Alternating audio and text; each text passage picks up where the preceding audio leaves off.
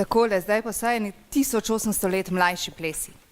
Bela breza, bela obleka, belokranka, bela krajina. Dežela Onstrangorjancev, ki se zdi tako blizu, a je po izročilo čisto drug svet. Belokranci so ob mehkih zvokih tamburic najraje zaplesali in zraven ubrano peli.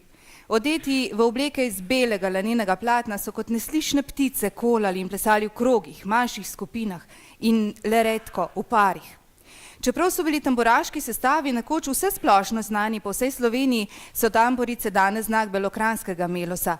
Mladinska skupina, ki jo vodi Klara Golič, bo predstavila odrsko postavitev Andreje Marjanovič, Lepa Anka kolo vodi.